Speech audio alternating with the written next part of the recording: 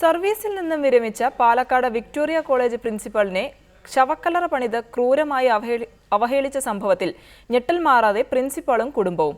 കോളേജിൽ നിന്നും കഴിഞ്ഞ മാർച്ച് 31 വിരമിച്ച ഡോക്ടർ ടി.എൻ. സരസുവിനാണ് ഒരു അധ്യാപികയ്ക്കും നേരിടേണ്ടി വന്നിട്ടില്ലാത്ത ക്രൂരമായ അവഹേളനം നേരിടേണ്ടി വന്നത്. സംഭവത്തിൽ പോലീസ് കേസെടുത്ത് അന്വേഷണം തുടങ്ങിയെങ്കിലും ആരെയും പിടികൂടാത്തത് പ്രതിഷേധത്തിന് കാരണമായിട്ടുണ്ട്.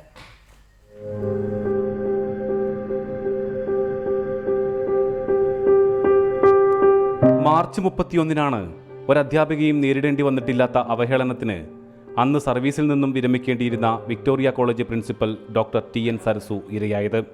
ഏറെ ഇഷ്ടപ്പെട്ടിരുന്ന അധ്യാപക ജോലിയിൽ നിന്നും വിരമിക്കുന്നതിനായി മനസ്സും ശരീരവും പാകപ്പെടുത്തി വിക്ടോറിയ കോളേജിലേക്ക് കയറി വന്ന ഇവർക്ക് കാണേണ്ടി വന്നത് തനിക്ക് യാത്രയയപ്പ് നൽകാനായി വിരോധികൾ പണിത കല്ലറയാണ്. കോളേജിലെ 26 വർഷത്തെ പഴംപുരാണത്തിന് വിരാമം എന്ന ബോർഡും സേവനങ്ങൾക്ക് നന്ദി എന്ന പരിഹാസറീത്തും അതിനു മുമ്പിലുണ്ടായിരുന്നു. 30 വർഷം അധ്യാപക ജീവിതം നയിച്ച് അതിൽ 26 വർഷവും വിക്ടോറിയ കോളേജിൽ തന്നെ സേവനം ചെയ്ത ഒരാൾക്ക് താങ്ങാവുന്നതിലും അപ്പുറമായിരുന്നു അത്. പക്ഷെ ഞാൻ ആദ്യമായിട്ട് കയറിയ ജോലിക്കാരിയായിട്ട് ഒരു അധ്യാപികയായിട്ട് വന്ന് എന്നെ ഒരു അധ്യാപികയാക്കിയ കോളേജ് ഇതാണ്. ആ കോളേജിനെ ഞാൻ സ്നേഹിച്ചു. സത്യം ഞാൻ പറയാം, നിങ്ങൾക്ക് വിശ്വസിക്കാൻ പറ്റുമെന്ന് എനിക്കറിയാം. എല്ലാവരോടും സ്നേഹത്തോടെ യാത്ര പറഞ്ഞ് ഇറങ്ങേണ്ട ദിവസം തനിക്കായി പണിത ശവക്കല്ലറ കാണേണ്ടി വന്നത് ഞെട്ടലോടെയാണ് സരസു ഓർക്കുന്നത്.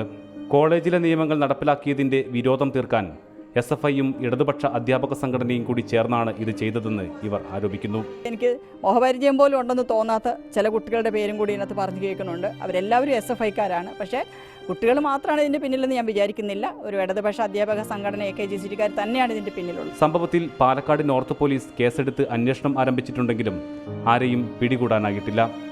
എന്നാൽ സംഭവത്തിൽ തങ്ങൾക്ക് യാതൊരു പങ്കുമില്ലെന്നാണ് SFIയുടെയും ഇടത് അധ്യാപക സംഘടനയുടെയും നിലപാട്. റിപ്പോർട്ടർ, പാലക്കാട്.